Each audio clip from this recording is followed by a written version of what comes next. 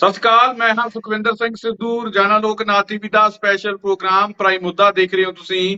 ਮੈਂ ਹਾਂ ਸੁਖਵਿੰਦਰ ਸਿੰਘ ਸਿੱਧੂ। ਪ੍ਰੋਗਰਾਮ ਦੇ ਵਿੱਚ ਲੈ ਕੇ ਹਾਜ਼ਰ ਹਾਂ ਪੰਜਾਬ ਦੀ ਸਿਆਸਤ ਦੇ ਨਾਲ ਜੁੜੀਆਂ ਅੱਜ ਦੀਆਂ ਵੱਡੀਆਂ ਤੇ ਅਹਿਮ ਖਬਰਾਂ।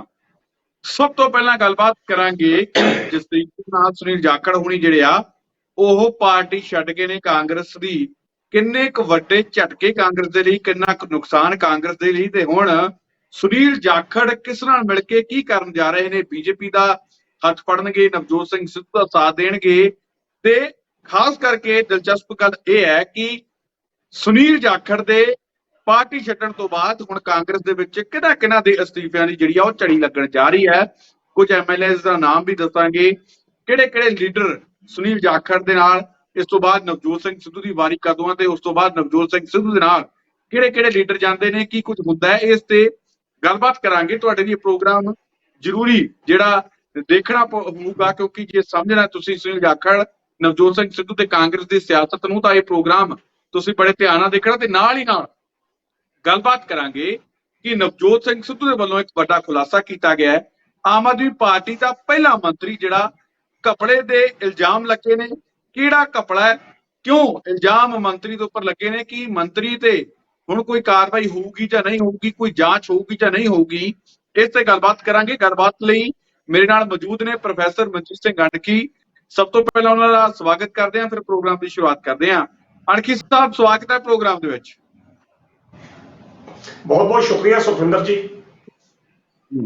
ਅਣਖੀ ਸਾਹਿਬ, ਸ਼ੁਰੂਆਤ ਜਿਹੜੀ ਆ ਉਹ ਆਪਾਂ ਸੁਨੀਲ ਜਾਖੜ ਵਾਲੀ ਖਬਰ ਤੋਂ ਕਰਦੇ ਹਾਂ। ਸਭ ਨੂੰ ਪਤਾ ਹੈ ਕਿ ਸੁਨੀਲ ਜਾਖੜ ਛੱਡ ਚੁੱਕੇ ਨੇ, ਇਸ ਦੇ ਵਿੱਚ ਵੀ ਕੋਈ ਸ਼ੱਕ ਨਹੀਂ ਕਿ ਸੁਨੀਲ ਜਾਖੜ ਦੇ ਕਾਂਗਰਸ ਛੱਡਣ ਦੇ ਨਾਲ ਕਾਂਗਰਸ ਨੂੰ ਨੁਕਸਾਨ ਹੋਇਆ ਹੀ ਹੈ, ਕਿਉਂਕਿ ਸੀਨੀਅਰ ਲੀਡਰ ਨੇ, ਇੱਕ ਸੁਲਝੇ ਹੋਏ ਸਿਆਸਤਦਾਨ ਸੀ, ਤੇ ਨਾਲ ਹੀ ਨਾਲ ਕਹਿ ਦਈਏ ਸੀਐਲਪੀ ਦੇ ਲੀਡਰ ਰਹੇ ਨੇ, ਐਮਪੀ ਰਹੇ ਨੇ, ਤੇ ਨਾਲ ਹੀ ਨਾਲ ਜਿਹੜੇ ਕਾਂਗਰਸ ਦੇ ਪ੍ਰਧਾਨ ਵੀ ਰਹੇ ਨੇ।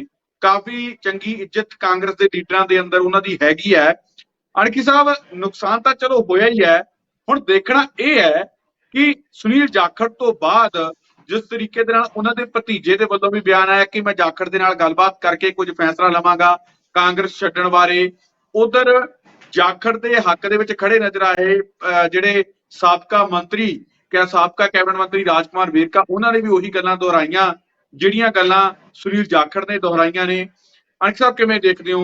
ਨਵਜੋਤ ਸਿੰਘ ਸਿੱਧੂ ਵੀ ਹੱਕ ਦੇ ਵਿੱਚ ਆ ਗਏ ਨੇ, ਕਿਵੇਂ ਦੇਖਦੇ ਹੋ ਕਿ ਹੁਣ ਸੁਨੀਲ ਜਾਖੜ ਦੇ ਅਸਤੀਫਿਆਂ ਤੋਂ ਬਾਅਦ ਕੀ ਲੱਗਦਾ ਹੈ ਕਿ ਕਾਂਗਰਸ ਦੇ ਵਿੱਚ ਅਸਤੀਫਿਆਂ ਦੀ ਜਿਹੜੀ ਉਹ ਝੜੀ ਨਵਜੋਤ ਸਿੰਘ ਸਿੱਧੂ ਦੇ ਜਾਣ ਤੋਂ ਬਾਅਦ ਵੀ ਲੱਗ ਸਕਦੀ ਹੈ, ਸੁਨੀਲ ਜਾਖੜ ਤੋਂ ਜਾਣ ਤੋਂ ਬਾਅਦ ਵੀ? ਸੁਖਵਿੰਦਰ ਜੀ, ਬਹੁਤ ਸੋਹਣੀ ਤੁਸੀਂ ਸੁਨੀਲ ਜਾਖੜ ਦੀ ਜਿਹੜੀ ਸ਼ਖਸੀਅਤ ਆ ਉਸ ਨੂੰ ਪੇਸ਼ ਕਰ ਕੀਤਾ। ਅਗਰ ਬੀਤੇ ਦੌਰ ਦੀ ਮੈਂ ਗੱਲ ਕਰਾਂ, ਤੁਹਾਡੇ ਪ੍ਰਸ਼ਨ ਦਾ ਜਵਾਬ ਮੈਂ ਬਾਅਦ ਚ ਦੇਵਾਂਗਾ, ਕਿਉਂਕਿ ਦੋ ਤਿੰਨ ਚੀਜ਼ਾਂ ਸਮਾਨਾਂਤਰ ਜਿਹੜੀਆਂ ਚੱਲਦੀਆਂ ਨੇ। ਗੱਲ ਹੈ ਮੁੱਦਿਆਂ ਦੀ ਰਾਜਨੀਤੀ, ਤੇ ਜੇਕਰ ਮੁੱਦਿਆਂ ਦੀ ਰਾਜਨੀਤੀ ਕਰਨ ਵਾਲਿਆਂ ਦੇ ਵਿੱਚ ਨਵਜੋਤ ਸਿੰਘ ਸਿੱਧੂ ਦਾ ਨਾਮ ਹੁੰਦਾ, ਤੇ ਦੂਜੇ ਪਾਸੇ ਕੁਝ ਮੁੱਦੇ ਇਹੋ ਜਿਹੇ ਸਨ ਜਿਹਨੂੰ ਸੁਨੀਲ ਜਾਖੜ ਨੇ ਵੀ ਸਮੇਂ-ਸਮੇਂ ਤੇ ਉਠਾਏ, ਤੇ ਉਹ ਮੁੱਦੇ ਸਨ ਜਿਹੜੇ ਉਸ ਵਕਤ ਪੰਜਾਬ ਦੇ ਲੋਕਾਂ ਦੀ ਨਬਜ਼ ਨਾਲ ਸੰਬੰਧਿਤ ਸਨ। ਮੇਰਾ ਭਾਵ ਗੁਰੂ ਗ੍ਰੰਥ ਸਾਹਿਬ ਦੀ ਬੇਅਦਬੀ ਦੇ ਨਾਲ ਸੰਬੰਧਿਤ ਮੁੱਦੇ ਨੇ। ਸੁਨੀਲ ਜਾਖੜ ਉਹ ਵਿਅਕਤੀ ਸੀ ਜਿਹਨੇ ਹਰ ਫਰੰਟ ਦੇ ਉੱਤੇ, ਹਰ ਸਟੇਜ ਦੇ ਉੱਤੇ ਕੈਪਟਨ ਅਮਰਿੰਦਰ ਸਿੰਘ ਦੀ ਸਰਕਾਰ ਪਾਸੋਂ ਇਸ ਮੁੱਦਿਆਂ ਦੀ ਗੱਲ ਕੀਤੀ ਕਿ ਉਹਦੇ ਦੋਸ਼ੀ ਫੜ ਕੇ ਅੰਦਰ ਕੀਤੇ ਜਾਣ। ਤੁਹਾਨੂੰ ਯਾਦ ਹੋਵੇਗਾ ਕਿ ਕਰਤਾਰਪੁਰ ਕਾਰੀਡੋਰ ਖੁੱਲ੍ਹਣਾ ਸੀ ਤੇ ਇੱਕ ਪ੍ਰੋਗਰਾਮ ਉਸ ਬਾਰਡਰ ਤੇ ਕੀਤਾ ਜਾ ਰਿਹਾ ਸੀ, ਤੇ ਸੁਨੀਲ ਜਾਖੜ ਨੇ ਸਟੇਜ ਦੇ ਉੱਤੋਂ ਬਿਕਰਮਜੀਤ ਸਿੰਘ ਮਜੀਠੀਆ ਤੇ ਹੋਰਾਂ ਦੇ ਖਿਲਾਫ ਇੱਕ ਡਟ ਕੇ ਸਟੈਂਡ ਲਿਆ ਸੀ ਕਿ ਉਹ ਲੋਕ ਜਿਹੜੇ ਇਸ ਸਾਰੇ ਘਟਨਾ ਵਾਸਤੇ ਜ਼ਿੰਮੇਵਾਰ ਨੇ, ਸੁਖਬੀਰ ਬਾਦਲ ਨੂੰ ਫੜ ਕੇ ਉਹਨਾਂ ਦੇ ਖਿਲਾਫ ਕਾਰਵਾਈ ਕੀਤੀ ਜਾਵੇ। ਕਹਿਣ ਦਾ ਅਰਥ ਹੈ ਕਿ ਜਿਹੜੇ ਖਾਸ ਤੌਰ ਤੇ ਸਿੱਖ ਮੁੱਦੇ ਸਨ, 2017 ਦੇ ਵਿੱਚ ਜਦੋਂ ਉਹ ਬਤੌਰ ਪਾਰਟੀ ਪ੍ਰਧਾਨ ਸਨ, ਉਹਨਾਂ ਨੇ ਬੜੇ ਜ਼ੋਰ ਸ਼ੋਰ ਦੇ ਨਾਲ ਨਵਜੋਤ ਸਿੱਧੂ ਦੇ ਨਾਲ ਤੇ ਉਸ ਸਮੇਂ ਦੇ ਜਿਹੜੇ ਮੰਤਰੀ ਸਰਦਾਰ ਸੁਖਜਿੰਦਰ ਸਿੰਘ ਰੰਧਾਵੇ ਦੇ ਨਾਲ ਮਿਲ ਕੇ ਮੁੱਦੇ ਉਠਾਏ। ਪਰ ਖੈਰ, ਮੁੱਦਿਆਂ ਦੀ ਰਾਜਨੀਤੀ ਸ਼ਾਇਦ ਨਾ ਤਾਂ ਕੈਪਟਨ ਅਮਰਿੰਦਰ ਸਿੰਘ ਨੂੰ ਰਾਸ ਆਈ ਤੇ ਨਾ ਹੀ ਕਾਂਗਰਸ ਹਾਈਕਮਾਨ ਨੂੰ ਰਾਸ ਆਈ। ਉਸ ਤੋਂ ਮਗਰੋਂ ਉਹ ਮੁੱਦੇ ਉਠਾਉਣ ਦਾ ਸਿਲਸਿਲਾ ਨਵਜੋਤ ਸਿੱਧੂ ਨੇ ਚੁੱਕਿਆ, ਤੇ ਜਿਸ ਤਰੀਕੇ ਨਾਲ ਨਵਜੋਤ ਸਿੱਧੂ ਨੇ ਵੀ ਪੰਜਾਬ ਦੀਆਂ ਸਮੱਸਿਆਵਾਂ, ਪੰਜਾਬ ਦੇ ਹਰ ਮੁੱਦੇ ਨੂੰ ਚੁੱਕ ਕੇ ਆਪਣੀ ਸਰਕਾਰ ਨੂੰ ਘੇਰਿਆ, ਸ਼ਾਇਦ ਕਾਂਗਰਸ ਹਾਈਕਮਾਨ ਦੀ ਇਹ ਜਿਹੜੀ ਸੋਚ ਨਹੀਂ ਆ ਕਿ ਉਹਨਾਂ ਨੂੰ ਕੋਈ ਘੇਰੇ, ਤਾਂ ਜਿਹੜਾ ਅੰਜਾਮ ਸੀ ਉਹ ਸਾਰਿਆਂ ਦੇ ਸਾਹਮਣੇ ਆ ਗਿਆ। ਇਹ ਪ੍ਰਸ਼ਨ ਜਿਹੜਾ ਤੁਸੀਂ ਕੀਤਾ ਸੀ, ਇਹ ਮੈਂ ਤਾਂ ਕਰਕੇ ਦੱਸਿਆ ਕਿ ਸੁਨੀਲ ਜਾਖੜ ਕੇਵਲ ਉਹਦੀ ਇੱਕ ਛਵੀ ਜਿਹੜੀ ਹੈ ਕੇਵਲ ਇੱਕ ਇਮਾਨਦਾਰ ਨੇਤਾ ਵਾਲੀ ਹੀ ਨਹੀਂ, ਬਲਕਿ ਉਹੋ ਜਿਹੇ ਮੁੱਦਿਆਂ ਨੂੰ ਵੀ ਉਭਾਰਨ ਵਾਲੀ ਹੈ ਕਿ ਜਿਹੜੇ ਮੁੱਦੇ ਸ਼ਾਇਦ ਕੈਪਟਨ ਅਮਰਿੰਦਰ ਸਿੰਘ ਦੀ ਸਰਕਾਰ ਦੇ ਵਿੱਚ ਉਹਦੇ ਤੋਂ ਇਲਾਵਾ ਕਿਸੇ ਹੋਰ ਵਿਅਕਤੀ ਨੇ ਨਹੀਂ ਸਨ ਉਠਾਏ, ਖਾਸ ਤੌਰ ਤੇ ਸ੍ਰੀ ਗੁਰੂ ਗ੍ਰੰਥ ਸਾਹਿਬ ਦੀ ਬੇਅਦਬੀ ਦੇ ਮੁੱਦਿਆਂ ਦੇ ਦੋਸ਼ੀਆਂ ਨੂੰ ਸਜ਼ਾਵਾਂ ਦੇਣ ਦੇ ਸਬੰਧ ਦੇ ਵਿੱਚ। ਤਾਂ ਖੈਰ ਉਸ ਤੋਂ ਬਾਅਦ ਉਸ ਦਾ ਇੱਕ ਲੰਮਾ ਇਤਿਹਾਸ ਆ ਕਿ ਜਿਸ ਤਰੀਕੇ ਦੇ ਨਾਲ ਉਹ ਨਵਜੋਤ ਸਿੱਧੂ ਦੇ ਆਉਣ ਕਰਕੇ ਪਿੱਛੇ ਜਾਂਦੇ ਨੇ, ਬਹੁਤ ਕੁਝ ਇਸ ਤਰ੍ਹਾਂ ਦਾ ਵਾਪਰਦਾ। ਪਰ ਜਿਹੜਾ ਸਿੱਧਾ ਹੁਣ ਤੁਹਾਡਾ ਪ੍ਰਸ਼ਨ ਸੀ ਕਿ ਅਸਤੀਫਿਆਂ ਦੀ ਝੜੀ ਹੁਣ ਕਾਂਗਰਸ ਦੇ ਵਿੱਚ ਹੋਏਗਾ ਕੀ, ਸੁਖਵਿੰਦਰ ਜੀ, ਅਗਰ ਵੇਖਿਆ ਜਾਵੇ ਤਾਂ ਕਾਂਗਰਸ ਦੇ ਵਿੱਚ ਹੁਣ ਉਹ ਕਾਂਗਰਸ ਨਹੀਂ ਰਹੀ ਜਿਹੜੀ ਅਸੀਂ ਕਹਿ ਸਕਦੇ ਕਿ ਸੁਲਝੇ ਹੋਏ ਜਾਂ ਬੜੇ ਵਧੀਆ ਉਹਨਾਂ ਨੇਤਾਵਾਂ ਦੀ ਸੀ ਕਿ ਜਿਹੜੇ ਵਾਕਿਆ ਹੀ ਪੰਜਾਬ ਦੇ ਪ੍ਰਤੀ ਗੰਭੀਰ ਸੁਰ ਰੱਖਦੇ ਸਨ ਜਾਂ ਪੰਜਾਬੀ ਮਸਲਿਆਂ ਦੇ ਪ੍ਰਤੀ ਜਾਂ ਪੰਜਾਬ ਦੇ ਮਸਲਿਆਂ ਦੇ ਪ੍ਰਤੀ ਆਪਣੀ ਸਰਕਾਰ ਨੂੰ ਜਾਂ ਕੇਂਦਰ ਦੇ ਉੱਤੇ ਦਬਾਅ ਪਾ ਸਕਦੇ ਸਨ। ਉਹਨਾਂ ਦੇ ਵਿੱਚ ਤੁਸੀਂ ਨਵਜੋਤ ਸਿੰਘ ਸਿੱਧੂ ਦਾ ਨਾਮ ਲੈ ਲਓ ਜਾਂ ਸੁਨੀਲ ਜਾਖੜ ਦਾ ਨਾਮ ਲੈ ਲਓ, ਇਹ ਬੰਦੇ ਕਿਨਾਰੇ ਕਰ ਦਿੱਤੇ ਗਏ। ਤਾਂ ਅੱਜ ਤਾਂ ਸੁਨੀਲ ਜਾਖੜ ਨੇ ਖੁਦ ਹੀ ਆਪਣੇ ਆਪ ਨੂੰ ਪਾਰਟੀ ਤੋਂ ਕਿਨਾਰਾ ਕਰ ਲਿਆ। ਹੁਣ ਉਹਨਾਂ ਦਾ ਭਤੀਜੇ ਜਿਹੜੇ ਸੰਦੀਪ ਜਾਖੜ ਨੇ, ਕੁਦਰਤੀ ਤੌਰ ਤੇ ਉਹਨਾਂ ਨੇ ਵੀ ਕਿਹਾ ਕਿ ਅਸੀਂ ਸਮੇਂ ਦੇ ਆਉਣ ਤੋਂ ਅਸੀਂ ਆਪਣੇ ਪੱਤੇ ਜਿਹੜੇ ਉਹ ਖੋਲਾਂਗੇ।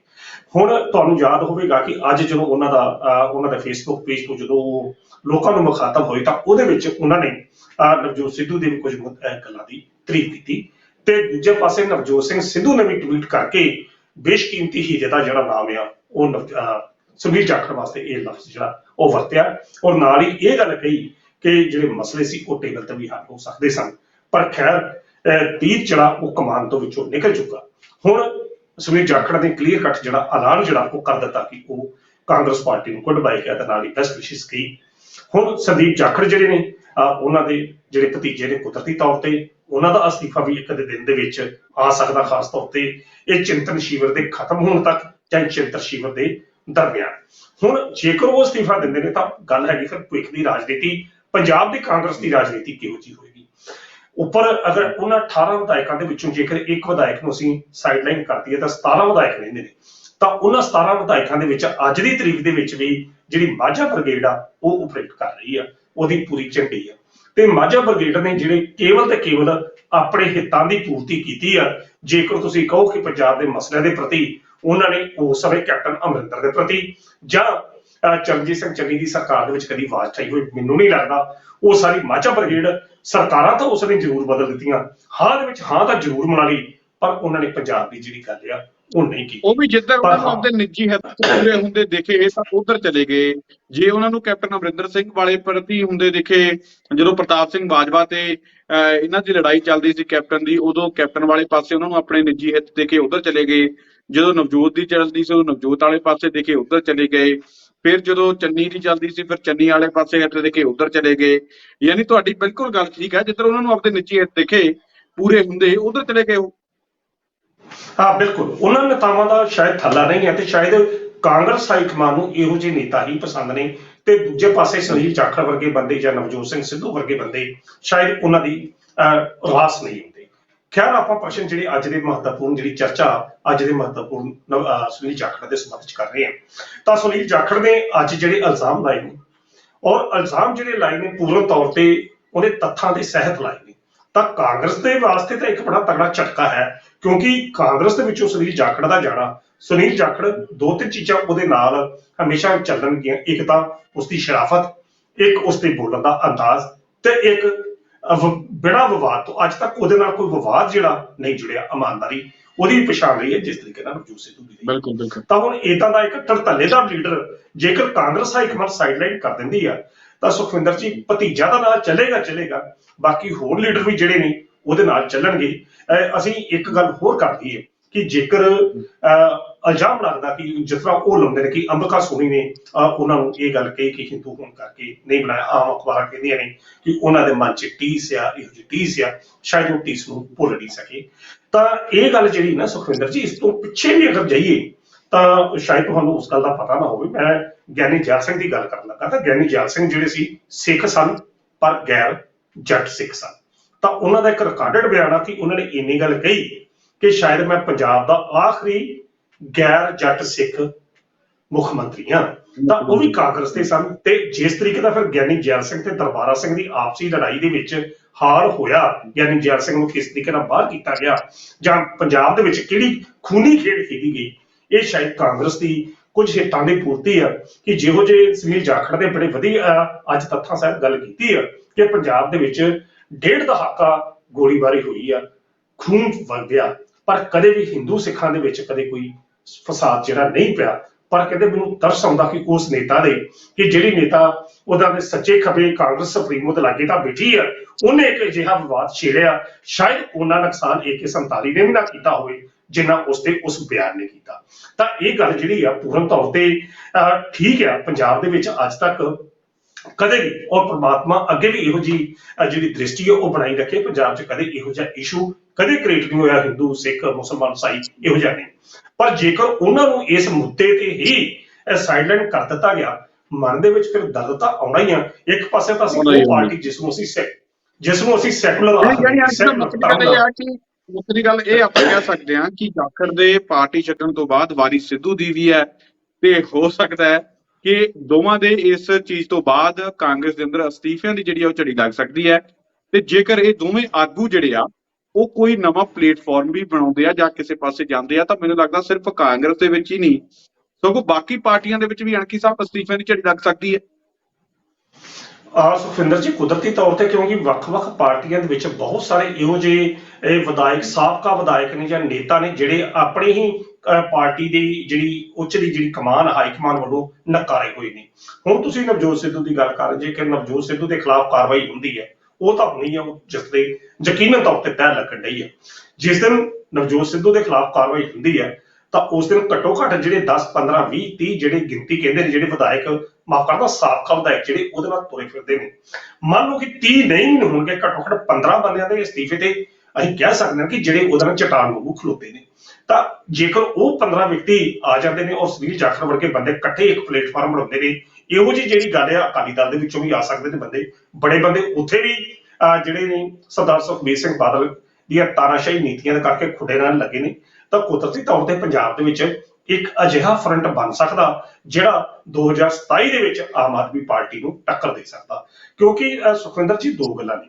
ਆਮ ਆਦਮੀ ਪਾਰਟੀ ਦੀ ਅਗਰ ਸਥਿਤੀ ਦੀ ਗੱਲ ਕਰੋ ਤਾਂ ਇਸ ਦਾ ਬਦਲ ਜਿਹੜਾ ਸ਼੍ਰੋਮਣੀ ਅਕਾਲੀ ਦਲ ਨਹੀਂ ਆ, ਇਸ ਦਾ ਬਦਲ ਬਣਦਾ ਆ ਕਾਂਗਰਸ।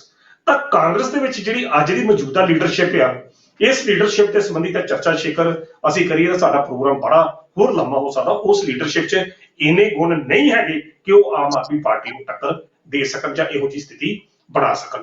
ਤਾਂ ਜੇਕਰ ਫਿਰ ਪੰਜਾਬ 'ਚ ਨਵਜੋਤ ਸਿੱਧੂ ਜਾਂ ਆਪਣੇ ਸੁਨੀਲ ਜਾਖੜ ਜਾਂ ਹੋਰ ਨੇਤਾਵਾਂ ਦਾ ਇੱਕ ਫਰੰਟ ਬਣਦਾ, ਜਿਨ੍ਹਾਂ ਦੇ ਲੋਕ ਇਹ ਭਰੋਸਾ ਕਰਦੇ ਨੇ ਕਿ ਇਹ ਇਮਾਨਦਾਰ ਨੇ, ਇਹ ਮੁੱਦਿਆਂ ਦੀ ਰਾਜਨੀਤੀ ਕਰਦੇ ਨੇ, ਤਾਂ ਲੋਕਾਂ ਕੋਲ ਫਿਰ ਇੱਕ ਚਾਇਸ ਜਿਹੜੀ ਹੋ ਜਾਏਗੀ, ਆਮ ਨਹੀਂ, ਆਪ ਨਹੀਂ, ਤਾਂ ਫਿਰ ਇਹ ਤਰ੍ਹਾਂ। ਤਾਂ ਕਾਂਗਰਸ ਜਿਹੜੀ ਆ ਉਹ ਫਿਰ ਮਾਈਨਸ ਹੁੰਦੀ ਜਾਂਦੀ ਦਿਖਾਈ ਦਿੰਦੀ ਆ।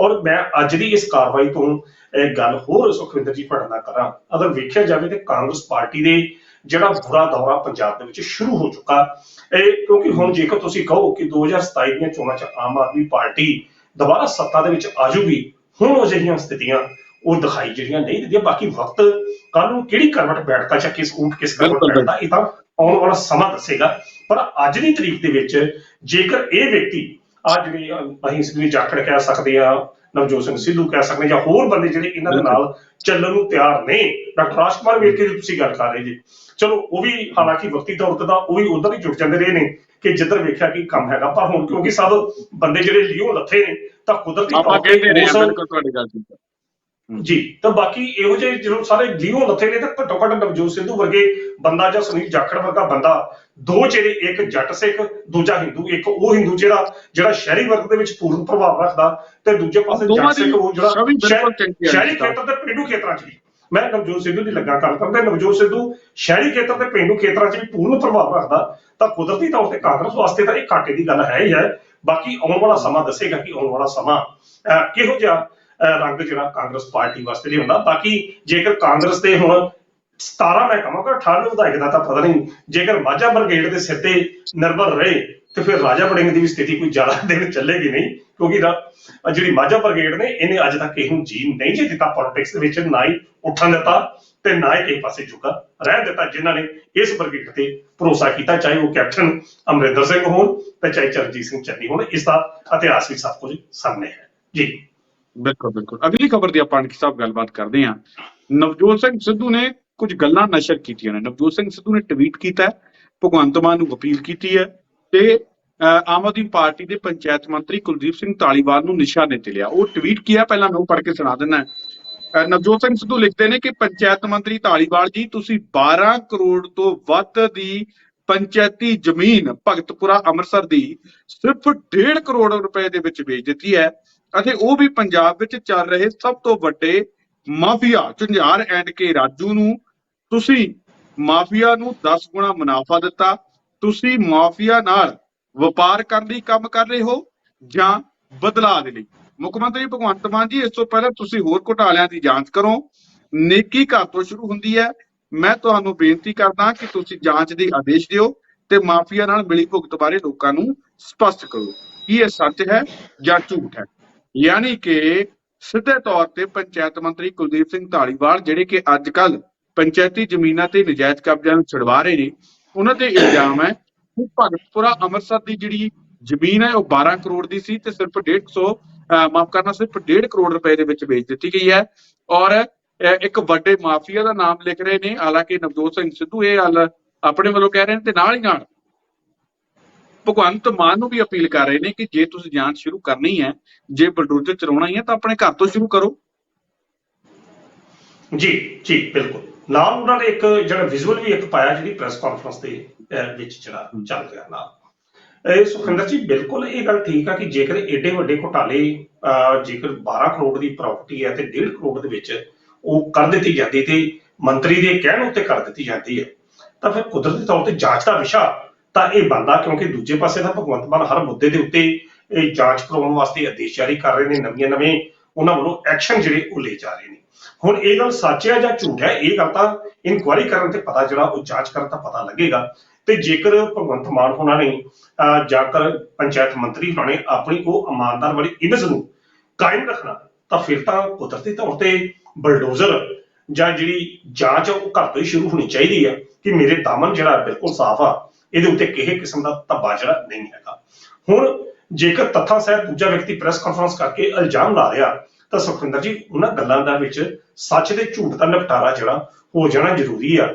ਕੇਵਲ ਇਹ ਕਹਿ ਕੇ ਕਿ ਅਸੀਂ ਅੱਜ ਤੱਕ ਇੰਨੀ ਜ਼ਮੀਨ ਜਿਹੜੀ ਆ ਸਰਕਾਰੀ ਕਬਜ਼ੇ ਵਿੱਚ ਲੈ ਲਈ ਆ, ਅਸੀਂ ਇਹ ਕਰ ਲਿਆ, ਅਸੀਂ ਧਾਰਮਿਕ ਸਥਾਨ ਜਿਹੜੇ ਨਜਾਇਜ਼ ਬਣੇ ਨੇ ਇਹਨਾਂ ਸਥਾਨਾਂ ਤੇ ਪੰਚਾਇਤੀ ਜ਼ਮੀਨ ਤੇ ਉਹ ਵੀ ਛਡਾਵਾਂਗੇ।